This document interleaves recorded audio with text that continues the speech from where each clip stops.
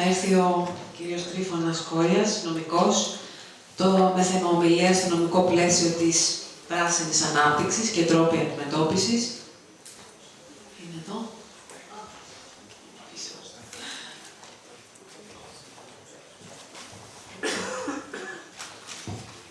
Καλησπέρα και από μένα. Μεγάλο ενδιαφέρον άκουσα και τις δύο προηγούμενες ομιλίες. Κοιτάξτε, νομίζω ότι εδώ στην περιοχή της Θήβας και της Βιωτίας θα γνωρίζετε τα θέματα και τα προβλήματα και τα έχετε αντιμετωπίσει, οπότε θεωρώ ότι καλό είναι να πούμε κάποια πράγματα λίγο πιο ουσιαστικά, έτσι, γιατί τα βασικά τα ξέρετε, τα έχετε βιώσει όλα αυτά τα χρόνια. Κατά τη δική μου άποψη, το θέμα της ενέργειας, και αυτό συνδυάζεται και με τα σκουπίδια, έχει να κάνει με τρεις άξονες. Ο πρώτος άξονας έχει να κάνει με την κατανόηση, δηλαδή για ποιο λόγο γίνεται όλο αυτό. Για ποιο λόγο υπάρχει αυτή η αλλαγή της χώρας μας τα τελευταία 15-20 χρόνια. Γιατί ουσιαστικά αυτό γίνεται. Αλλάζει η χώρα, αλλάζουν οι χρήσεις γης βία, αλλάζει ο πλούτος, φεύγει δηλαδή από την πλειοψηφία των πολιτών και κατευθύνεται σε συγκεκριμένα κέντρα. Για ποιο λόγο γίνεται αυτό? Καταρχάς, μην ξεχνάμε ότι υποτίθεται ότι οι ανανεώσιμες πηγές ενέργειας είναι μια τεχνολογία που εξελίσσεται.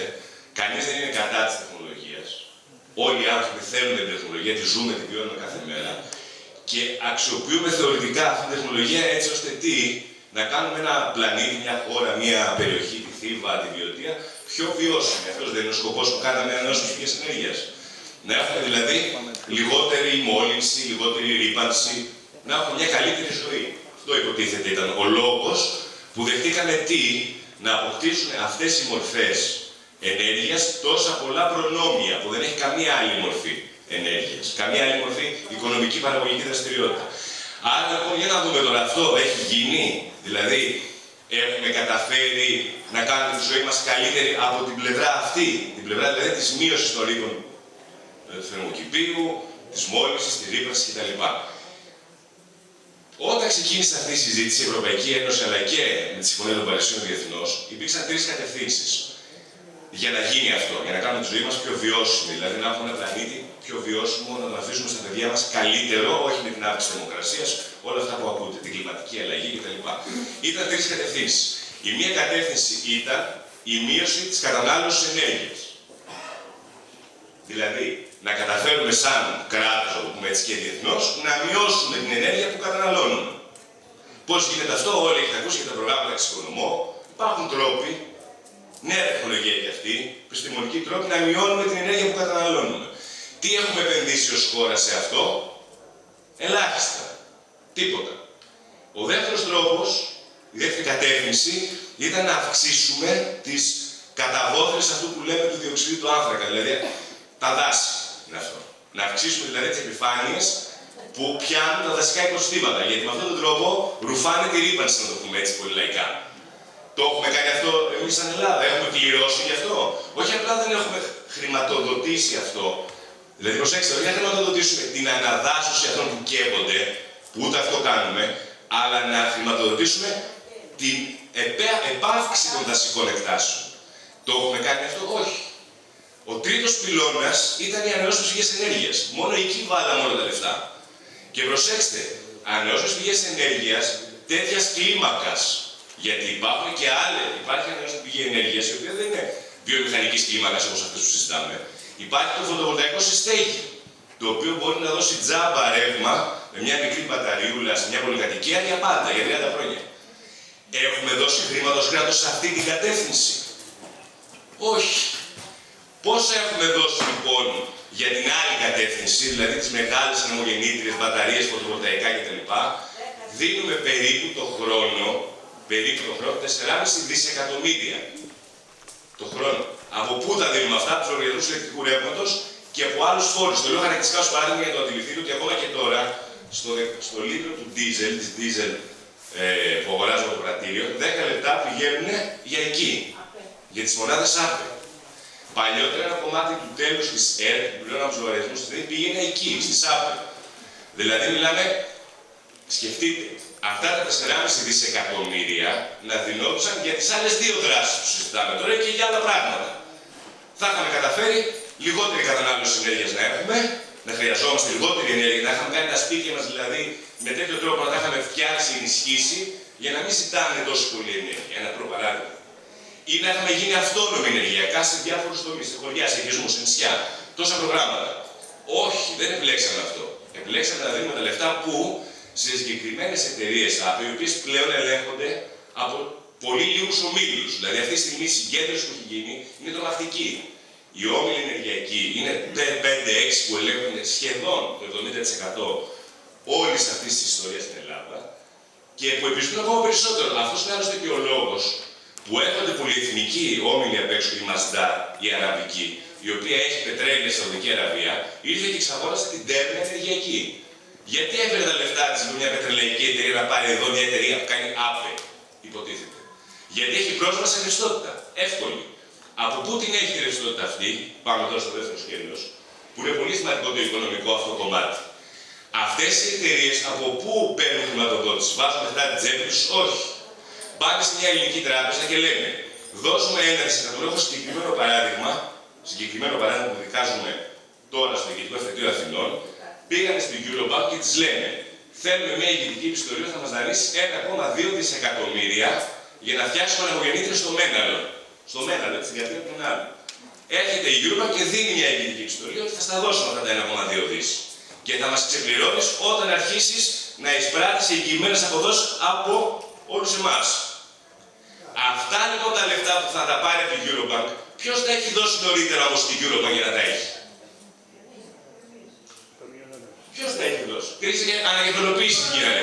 Ποιος ελέγχει την Eurobank αυτή τη στιγμή, γιατί να δώσει 1,2 δις εκεί, σε μια εταιρεία φάντασμα συγκεκριμένη, και να μην δώσει 1,2 δις στον αγρότη, στον κτηνοτρόφο? Ποιος την ελέγχει? Άρα λοιπόν εδώ μπαίνουν και τέτοια ζητήματα πολιτικής. Γιατί τα χρήματα όλα αυτά να κατευθύνονται εκεί και όχι αλλού? Τρίτο θέμα διαφάνειας. Αφού όλα τα έσοδά τους είναι εγγυημένα από τους πολίτες, εμείς τα δίνουμε. Δεν θα πρέπει να μας λένε πού τα πάνε όταν τα εισπράττουν? Υπάρχει τέτοια υποχρέωση λογοδοσίας? Δηλαδή, πώς γυρνάνε πίσω αυτά τα λεφτά? Πού πάνε αυτά τα χρήματα? Δεν υπάρχει καμία τέτοια υποχρέωση. Και προσέξτε, τα περισσότερα από αυτά φεύγουν είτε σε εταιρείες και λύθη του εξωτερικού, Κύπρος, Αγγλία, Ολλανδία, οπουδήποτε, και δεν ξέρουμε καν πού χρησιμοποιούνται. Εν τω μεταξύ, τα τεχνικά έργα, όλοι το γνωρίζετε αυτό, είναι ο μεγαλύτερος, ας πούμε, χώρος για την νοημοποίηση εσόδων από παράνομες δραστηριότητες. Γιατί προσέξτε, έχουμε δει σε μελέτες, επειδή χειριζόμαστε εκατοντάδες πια μελέτες σε όλη τη χώρα. Αιωλικό πάρκο στη Θήβα να λέει ότι το 1 χιλιόμετρο δρόμου στο βουνό θα μου στοιχήσει να το κατασκευάσω 800.000 και άλλο αιωλικό πάρκο το 1 χιλιόμετρο δρόμου σε παρόμοια περιοχή 200.000 ευρώ. Πόσο τελικά κοστίζει ο δρόμος? Αυτό γιατί είναι σημαντικό? Γιατί όταν θα πω πει ένα τιμολόγιο στον εργολάβο του τοπικό, θα του κόψει ο εργολάβος το 1 εκατομμύριο ότι μου κόστησε, αν αυτό δεν είναι 1 εκατομμύριο και είναι 200.000, τα 800 είναι μαύρα που κάπου πάνε. Και τι αγοράζουνε? Αγοράζουν τοπικές εφημερίδες, αγοράζουν ομάδες, αγοράζουν κανάλια πανελλαδικά, γιατί αυτή τη στιγμή έχουμε η ΜΟΡ του κ. Βαρδινογιάννη, του ομίλου, που έχει στη ΣΑΠ πλέον ένα πολύ μεγάλο μερίδιο αγοράς. Έχει πόσα κανάλια? Ο Βαρδινογιάννης έχει το Α και ποιο άλλο έχει? Και το ΣΤΑΡ. Άρα, ο κ. Περιστέρης που έχει την Τέρνα, και τώρα έχει τη Μαζντά, δηλαδή από εφημερίδες στο Διεθνή. Άρα τι έχουμε? Έχουμε εργολάβους ουσιαστικά κατασκευαστές που εισπράττουν συγκεκριμένες αποδόσεις και ελέγχουν και την ενημέρωση. Επομένως εδώ υπάρχει ένα θέμα δημοκρατίας. Και γιατί τα βάζω όλα αυτά? Τα βάζω γιατί εδώ κατά την άποψη και πάμε στο δεύτερο σκέλος. Αυτή είναι η κατανόηση. Αν όλα αυτά γινόντουσαν και είχαμε και φθηνότερο ρεύμα, μπορεί όλοι να λέγαμε εντάξει, παιδί μου, τα δεχόμαστε όλα αυτά, αλλά εν πάση περιπτώσει το ρεύμα μου μειώθηκε τώρα που έχω ανεμογεννήτρες πάνω το κεφάλι μου. Έχω πιο φθηνό ρεύμα. Έχω πιο φθηνό ρεύμα? Όχι. Και δεν το έχει ούτε αυτός που μένει δίπλα και παίρνει το αποδοτικό. Αυτός δηλαδή που μένει στο χωριό δίπλα από την ανεμογεννήτρια και θέλει να έχει 0 ρεύμα, ουσιαστικά επειδή εκεί είναι το δεύτερο του σπίτι, στο σπίτι του ζωγράφου που έχει ή στο Παγκράτη ή όπου μένει στη Λαμία, το ρεύμα το έχει πληρώσει και για το σπίτι που παίρνει τζάμπα στο χωριό. Λόγω της αύξησης δηλαδή του ρεύματος στο βασικό του σπίτι, το 0 που παίρνει στο υπόλοιπο στο εξωτερικό του χωριού, χάνεται. Δεν αντισταθμίζεται. Και δεν πάει και στο χωριό αυτός ο ίδιος. Ο ίδιος δηλαδή που φρόντισε να χτίσει το σπίτι στο χωριό του πατέρα του για να μπορεί να πηγαίνει στα Σαββατοκύριακα και ίσως και στη σύνταξή του, τώρα δεν θα πηγαίνει καν. Άρα έχασε και τα λεφτά που έδωσε. Γιατί αυτά είναι πολύ σημαντικά, γιατί εδώ η αξία της γης δεν είναι απλό πράγμα, προστατεύεται από το Σύνταγμα. Άρα λοιπόν εδώ τι έχουμε ουσιαστικά. Έχουμε ότι ιδιωτικοποιείται πλέον πέρα από ότι όπως ξεκίνησα από παλιότερα η παιδεία, η υγεία, όλα αυτά. Ουσιαστικά τι είχε ιδιωτικοποιηθεί τώρα από όλη αυτή την ιστορία, με αυτό πήραμε από εκεί ήταν η ΤΣΑΠΕ. Έχουν ιδιωτικοποιηθεί μια και έξω όλα τα κοινόχρηστα αγαθά. Και τι σημαίνει κοινόχρηστα αγαθά. Σημαίνει το τοπίο, σημαίνει το δάσος, σημαίνει το ριάκι, σημαίνει η θάλασσα, σημαίνει η θέα. Ιδιωτικοποιούνται όλα αυτά.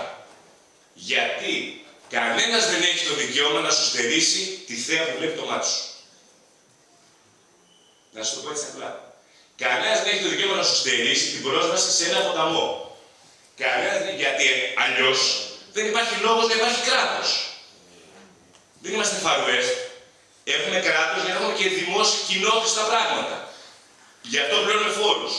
Αλλιώς δεν έχει νόημα να πληρώνουμε φόρους. Άρα λοιπόν ποιος αποφάσισε ότι τα χωριά της Βιωτίας θα σταματήσουν για πάντα να έχουν σιγαλιά το βράδυ και θα έχουν κόκκινα πράγματα που θα αναβοσβήνουν. Με ποιανούς συνέννοιες το αποφάσισε αυτό. Ποιος αποφάσισε να βλέπει φως σκοτάδι, αυτό που λέμε το flicker effect που είπε η κυρία Γιαννοπούλου στον ορίζοντά του. Αυτά τα πράγματα ξεφεύγουν πια από μια απλή τυπική παρανομία ή ότι αυξήθηκε εδώ στη Βιωτία με απόφαση του ίδιου του Δήμου το 35%. Είναι ένα θέμα. Ξεφεύγουν από το πάμε στην ουσία. Η ουσία είναι αυτή. Κατά την άποψή μου. Άρα πώς το αντιμετωπίζεις αυτό, για μένα είναι δύο οι τρόποι. Η άμυνα είναι σημαντική.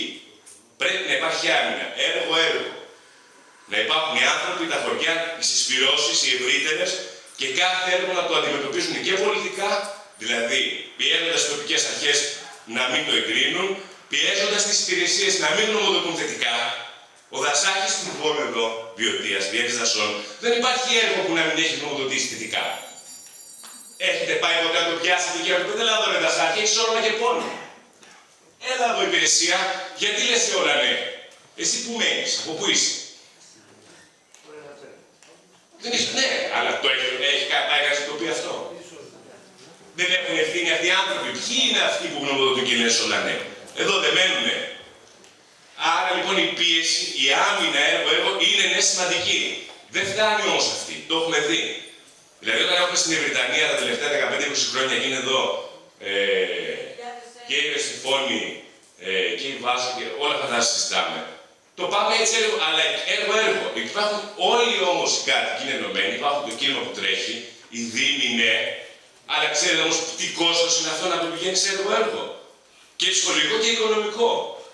Μεγάλο το κόστος. Πρέπει να γίνεται όμως. Το δεύτερο που νομίζω πρέπει να μπει στη συζήτηση, είναι καλό που γίνεται αυτή η κουβέντα στην επίπεδο του νομού σήμερα, γιατί υπάρχουν τέτοιες συσπυρώσεις και σε άλλους νόμους. Πολλούς πλέον, γιατί το πράγμα έχει να αντιληφθεί ο κόσμος ότι δεν έχει να κάνει με την οπτική όχληση ή μόνο με όλα αυτά που συζητάμε, αλλά έχει να κάνει ότι εδώ ουσιαστικά τι χάνουμε, τον έλεγχο των πόρων. Δηλαδή αυτή τη στιγμή ο ΔΔΕ, που είναι αυτοί οι κολόνες που παίρνουν ρεύμα στα σπίτια μας, ανήκει σε μια εταιρεία στην Αυστραλία. Τη Macquarie. Δεν ανήκει στο ελληνικό κράτος. Η Macquarie, ξέρετε τι κάνει ταυτοχρόνως. Θέλει να κάνει φωτοβολταϊκά και υλικά στην Ελλάδα. Ποιος θα της πει όχι. Ποιος θα της πει όχι. Ή αύριο μεθαύριο σε μια περίπτωση που θα χρειαστεί να πει ένα όχι γεωπολιτικό. Όταν ο έλεγχος των ίδιων της των υποδομών, του ΑΔΟΝΙΕ, του ΔΔΕ, των μουνών, των νερών, δεν ανήκει στην ίδια. Πώς θα μπορεί να πει όχι. Σκεφτείτε και αυτό. Γιατί μπαίνει και αυτή η διάσταση. Άρα λοιπόν το τρίτο για μένα ζήτημα είναι η δημιουργική αντεπίθεση. Και δεν μιλάω τώρα για αλλαγή μοντέλου, εντάξει, όπως μπορεί κάποιος σε κόμματα πολιτικές να πει. Εγώ θα πω για τον τομέα αυτό που δεν το γνωρίζω καλά. Προσέξτε πώς έχει στηθεί το πράγμα. Όλες αυτές οι υποθέσεις πάνε μόνο στο Συμβούλιο της Επικρατείας. Όλες οι αποφάσεις έγκρισης των περιβαλλοντικών όρων πάνε μόνο εκεί. Αυτό πρέπει να αλλάξει και πρέπει να διεκδικηθεί να αλλάξει. Γιατί καταρχάς είναι στα παραβίαση του δικαιώματος στη δίκαιη δίκη σύμφωνα με την ΕΔΑ. Που όλοι εμείς εδώ είμαστε, πώς θα το πω, έχουμε αυτό το δικαίωμα στη δίκαιη δίκη και πρέπει να το έχουμε. Γιατί είναι η παραβίαση? Γιατί το Συμβούλιο της Επικρατείας, όταν προσβάλλεις μία απόφαση των πολιτικών όρων, σου λέει: εγώ δεν μπορώ να μπω στην ουσία. Δεν είμαι μικρό δικαστήριο χαμηλότερο. Εγώ ελέγχω μόνο την τυπική νομιμότητα. Την ουσία ποιος την ελέγχει? Ο Δασάκης, δεν λέει ποτέ όχι.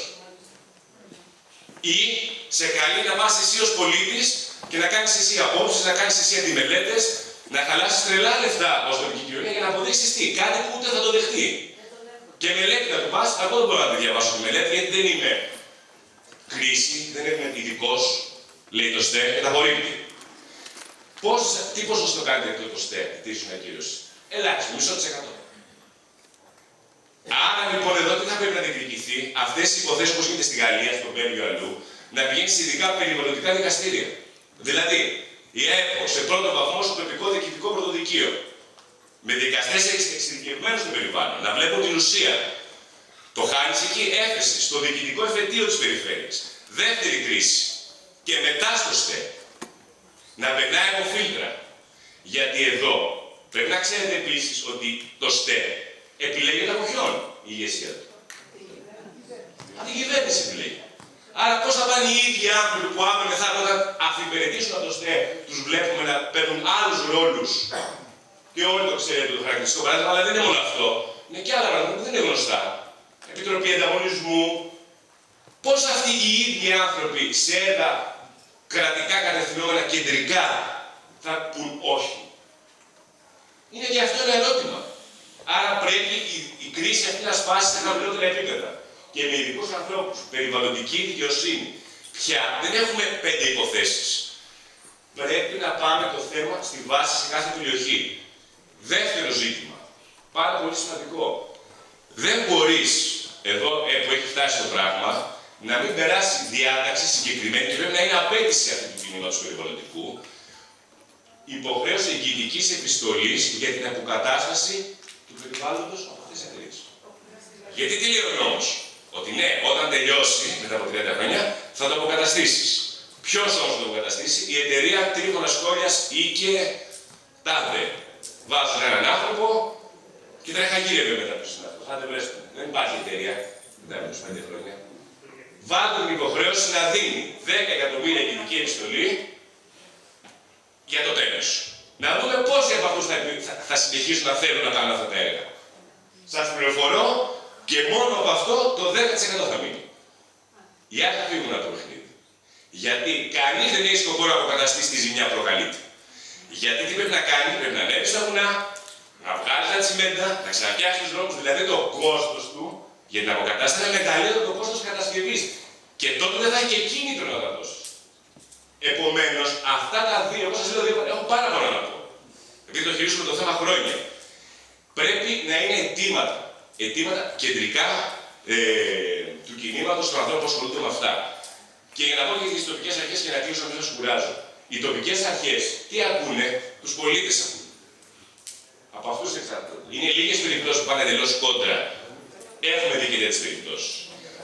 Αν λοιπόν εδώ κάποιος κατηγορεί ή κάποιοι κατηγορούν το Δήμο Θηβαίων ή το Δήμο Λεβαδαίων ή το Δήμο της Τόμου για το ότι βιωτία έχει γίνει πραγματικά κάτι αποκρουστικό και παράδειγμα προς αποφυγή, θα πρέπει ουσιαστικά να κοιταχθεί και στον καθρέφτη, λέω εγώ. Γιατί αυτοί οι άνθρωποι, αυτές οι πολιτικές δεν επιλέχθηκαν από κάποιον που μένει στη Χαλκιδική. Επιλέχθηκαν και έγιναν ανεκτές, έστω να το πούμε έτσι, από τους ανθρώπους που δουλεύουν στα εργοστάσια εκείνων που ήθελαν να βάλουν τη ΣΑΠΕ ή που εξαρτώνται από τον τοπικό εργολάβο γιατί περιμένουν από εκεί ή που νίκησαν το χωράφι τους. Όλοι αυτοί μαζί φτιάξανε αυτό που υπάρχει σήμερα. Και δεν πρέπει να κατηγορούμε φυσικά τους ανθρώπους έναν προς έναν, αλλά όμως πρέπει και αυτοί οι ίδιοι που τότε είπαν το ναι, γιατί είχαν κάτι να κερδίσουν, τώρα να ορθώσουν το ανάστημά τους, καταλαβαίνοντας ότι αυτό που έχασαν είναι πολύ περισσότερο από αυτό που μπορεί να κέρδισαν και να διεκδικήσουν έστω και τώρα αυτά τα έργα να αποξηλωθούν. Αυτό είναι το τελευταίο στάδιο της δημιουργικής αντεπίθεσης. Στην Ελλάδα δεν έχει επιδιωχθεί ποτέ να ξυλωθεί μια νεομογεννήτρια. Ήμουν έξω με μια κυρία και μου έλεγε το εγώ εκεί που μένω, δεν μπορώ να κοιμηθώ καλά. Και τώρα το κατάλαβα από άκουσα την κυρία Γιαννοπούλου. Για να έρθουν λοιπόν αυτοί οι άνθρωποι, αυτά τα χωριά που τους έχουν γύρω-γύρω και να ξεκινήσουμε να αποξηλωθούν. Άρα τι, να προσπαθήσουμε η Βιωτία να γίνει, όχι να μην γίνει χειρότερη, να γίνει καλύτερη. Η απέτηση λοιπόν να είναι να βγουν, όχι να μην μπουν άλλες μόνο, αλλά να βγουν. Αν δεν πας σε αυτή τη λογική, συνεχώς θα είσαι αμυνόμενος και στην άμυνα πάντα θα υπάρχουν υπόσχοι να σου δημιουργούν αυτό που λέμε τις ρογμές από ένα σύστημα που είναι πανίσχυρο, έχει τρομερή επικοινωνιακή υπεροπλία, αλλά όμως στη βάση του έχει μια πολύ μεγάλη αδυναμία. Είναι άδικο. Είναι άδικο και παράνομο. Αυτό λοιπόν δεν μπορεί να το καλύψει με κανέναν τρόπο και επομένως στο τέλος μπορεί και να ιτηθεί. Αυτή είναι η δική μου άποψη και γι' αυτό σας καλώ να πάτε προς αυτήν την κατεύθυνση. Ευχαριστώ πάρα πολύ.